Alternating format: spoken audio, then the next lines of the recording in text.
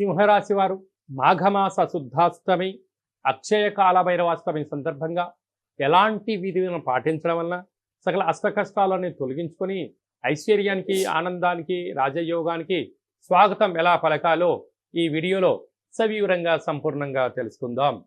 సింహరాశిలో ఏ నక్షత్రాలు వస్తానగా మఖా నక్షత్రంలోని 4 పాదాలు, ఉబ్బా నక్షత్రంలోని 4 పాదాలు, ఉత్తరా నక్షత్రంలోని 1 పాదం కలిపితే సింహరాశి.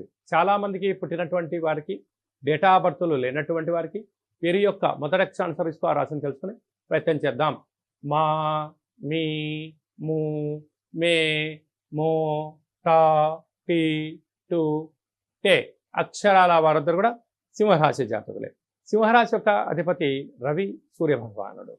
వీరికి 2వ స్థానంలో కేతు సంచార స్థితి, 6వ స్థానంలో ఏడాది తర్వాత రవి భగవానుడు బుధాదిత్య రాజయోగంతో ఉండడం వలన ఎన్ని రుణ సమస్యలు ఉన్నా, ఎన్ని రోగ సమస్యలు ఉన్నా, ఎంతమంది శత్రువులు ఉన్నా ఇక మీ విజయాన్ని ఎవరు ఆపలేరు అని చెప్పి గుర్తుపెట్టుకోగలగాలి.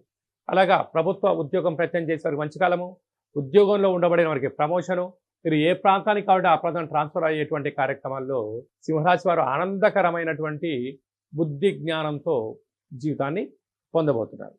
అలాగా ఏడాది తర్వాత శుక్ర భగవానుడు రాహుతో కలిపి శుక్రుడు ఉండడం వలన వీరైనంత వరకు మీ జన్మ నక్షత్రం రోజున లేదా నామ నక్షత్రమైనటువంటి రోజున ఇలాగా దూర వాయు జల ప్రయాణాలు, పూర్ణిమ అష్టమి తిథులందున కొత్త కార్యక్రమాలు ప్రారంభించకపోవడం ఉత్తమోత్తంగా భావించగలి.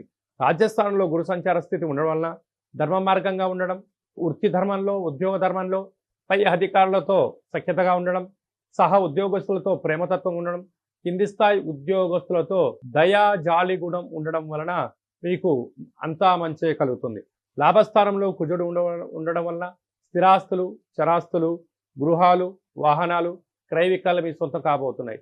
ఇన్ని వందల వీడియోల్లో ఈ వీడియో మీరు చూస్తున్నారు అన్నట్లయితే సింహరాశి జాతకులు కాళ భైరవ స్వామి ఆశీస్సులు మీ పైన ఉన్నాయి అని చెప్పి గమనించాలి. కేవలం అష్టమి తిథి యందున ప్రతిరోజు కాళభైరవ స్మరణ చేయడం వలన, ధ్యానం చేయడం వలన భగవంతుడు మన ఇంటికి వచ్చి మనల్ని సంరక్షిస్తూ అన్నింటా విజయం కలిగించబోతున్నాడని చెప్పి గమనించాలి. కనుక సింహరాశి జాతకులకి సంపూర్ణంగా కాళభైరవ స్వామి యొక్క ఆశీస్సులు, రక్ష, శ్రీరామ రక్ష అని చెప్పి గమనించాలి. ప్రభుత్వ ఉద్యోగస్తులు, హార్డ్వేర్ ఉద్యోగస్తులు, గృహ భవన నిర్మాణ కార్యక్రమాలు, వ్యవసాయ సోదరీమణులు, సేవా రంగాల్లో ఉండబడిన వారికి కొన్ని జాగ్రత్తలు అవసరమని చెప్పి గుర్తుపెట్టుకోవాలి.